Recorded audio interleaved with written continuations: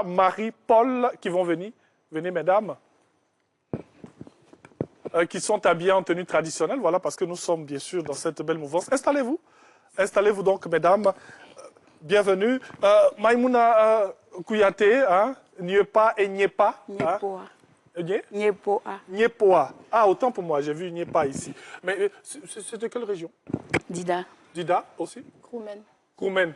Sud-Ouest. Ah, vous êtes très proches. Hein? C'est vrai que vous aimez être proches, mais on va se séparer un peu. Voilà. Pour faire cette émission. Alors, avec moi, on va parler de décoration. On va essayer de parcourir l'univers, bien sûr, de la décoration dans nos mariages coutumiers.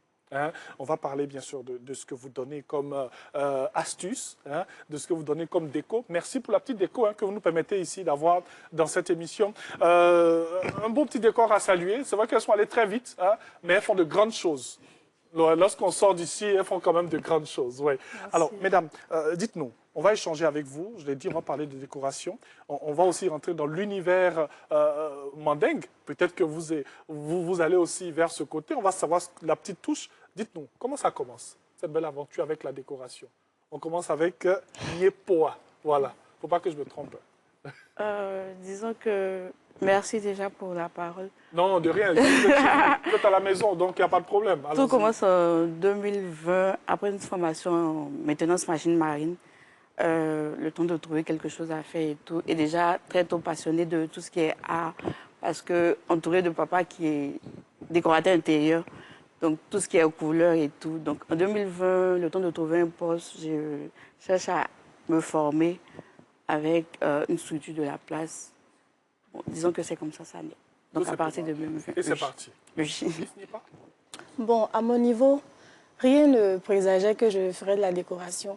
Et ça faisait vraiment pas partie de mes projets. Okay. C'est-à-dire qu'après mon Master 2, avant la soutenance, je réfléchissais, je me disais, bon, quand je vais finir de soutenir, qu'est-ce que moi-même je vais faire de mes... Qu'est-ce que je saurais faire en fait de mes mains en fait?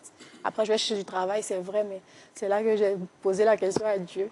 Et petit à petit, les choses se sont dessinées. J'ai commencé à vendre en ligne des assises de décoration et j'ai lancé la décoration. Et quand j'ai lancé la décoration, c'était plus des décorations de chambre, donc j'étais beaucoup sollicitée. Ça m'a moi-même surprise de voir que les gens s'intéressaient à ce que je faisais, alors qu'aucune formation, rien du tout. Et c'est comme ça, bon, j'ai dit, bon, je vais quand même faire tout doucement avec ça, et puis bon, on verra ce que ça va donner. Oui. Et aujourd'hui, Dieu a fait grâce. On est arrivé sur ce plateau-là, c'était pas évident. À travers elle, on salue bien sûr toutes ces dames que nous avons dans nos mariages coutumiers, nos mariages traditionnels, qui nous aident pour la décoration. Elles permettent à embellir tous ces moments. On a tellement de décoratrices. C'est vrai qu'on va parler, on pourrait dire les décorateurs parce qu'il y a des hommes, oui, hein, mais permettez, nous sommes dans le mois de la femme. Hein. On va rester un peu avec les femmes. En avril, on va s'occuper de vous, les décorateurs. Donc, on est avec les décoratrices. Alors, vous êtes autodidacte, vous démarrez cette activité-là. Comment vous êtes perçu autour de vous? Comment ça se passe? Allons-y, on va démarrer avec vous. Bon, c'est pas évident. Oui. Parce que ma tante avec qui je vis et moi, vous voyez, les parents, ils payent ton éducation, la scolarité et tout. Oui. Ils ont peur, ils ont les pressions. Tu vas laisser pour aller faire la décoration, en fait. Moi, j'aime assez l'économie, donc faut faire, tu vas rentrer pour aller chercher un travail et tout. Mais en attendant de trouver le travail, je ne pouvais pas rester aussi comme ça. Donc, j'ai continué à pousser, j'ai poussé. Mais en même temps, il y avait toujours le rappel, n'oublie pas que tu as fait une formation, va chercher le travail. Oui, bien sûr. Donc, arrivé... On veut qu'elle soit économiste, voilà. Grande économiste. Hein? Voilà.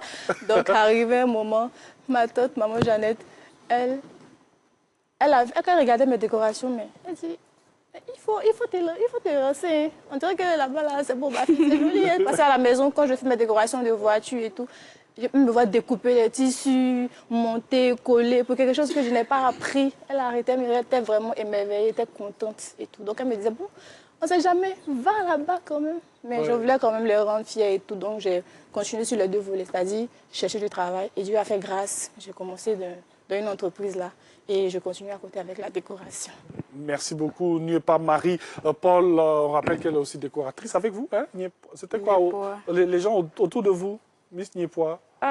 Bon, disons, ça a commencé pareil. Parce que, comme j'ai dit dès le départ, j'ai une formation en maintenance machine marine. Oui. Donc, normalement, je dois me trouver entre les bateaux et tout. En fait, vous n'avez rien à voir avec la déco, mais vous vous lancez là-dedans, franchement. Voilà. Donc, il y a mille et une questions. Tu dois trouver un stage, tu dois d'abord travailler, tu dois faire ceci, tu dois faire cela. Mais bon, en même temps, c'est pas qu'on ne faisait pas de demandes, on fait des demandes, on cherche, on cherche. Et puis, comme j'ai dit, il y a ce petit amour-là aussi qui était déjà là. Oui. Donc, pourquoi pas déjà commencer par là, voilà. Donc, c'est un peu comme ça que c'est parti. Et Dieu merci, les parents soutiennent par derrière, les amis et tout. Donc, doucement, doucement, on essaie d'avancer. Oui. Alors, votre première expérience en déco, comment ça s'est passé? Imagine qu'on a découpé tous les tissus, on a rafistolé, raccommodé et tout. Hein? C'est quoi la première expérience, la première déco? Bon. Ma première expérience en mariage, c'était une dot. Une dot, ok. Oui. En fait, il y a une dame qui m'a contactée via Facebook.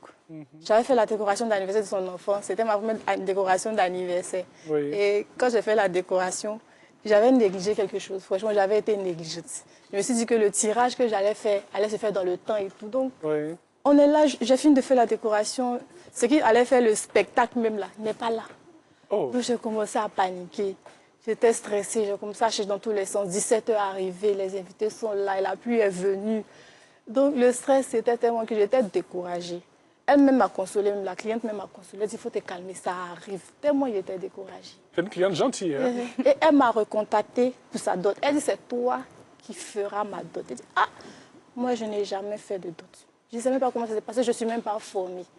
Donc, j'ai essayé de regarder sur le net et tout. J'ai appelé une amie qui est venue, elle m'a aidée. On a fait vraiment, la cliente a apprécié.